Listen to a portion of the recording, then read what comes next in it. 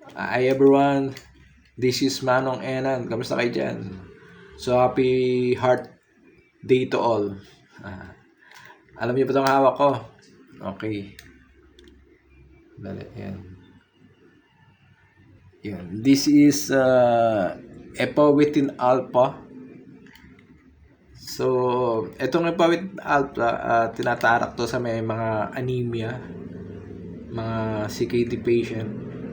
So, epoetin is a man-made form of human erythropoietin, an hormone that stimulates the bone marrow to produce red blood cells. So, ito yung mga kulang sa hemoglobin, mababa yung hemoglobin nila. It is primarily used to treat anemia, anemia associated with chronic kidney disease or CKD. Yan. As well as to reduce blood transfusion in certain surgeries. So kasi pag mababa yung hemoglobin mo, minsan sinasalina ka ng dugo. So ito, tatalak to para mag-produce daw ng red blood cells ang bone marrow. So ganito siya. Ayan. So ito, natara ko na to. Ayan, merong needle yan. Ayan. Ayan.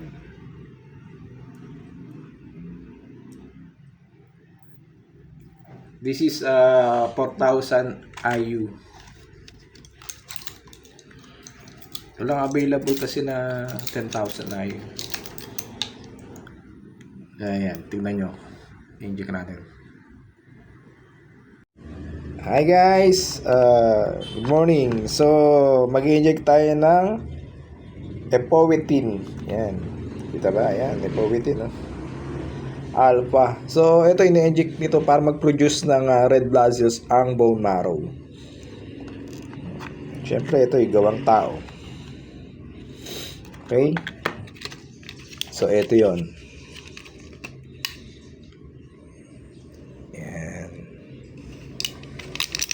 Recommendation.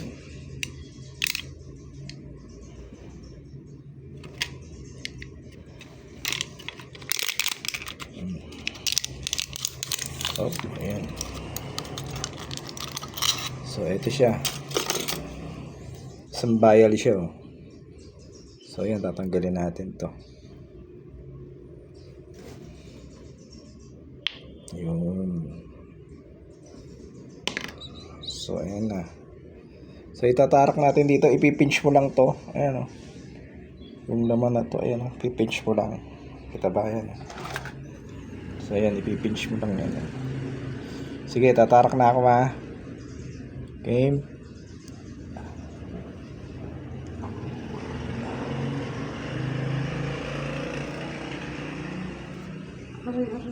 Aray.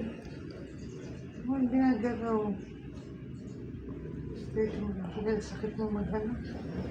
Ano? Yan.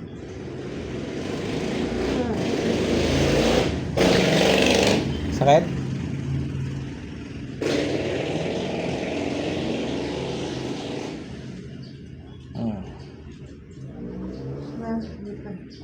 Bakit na?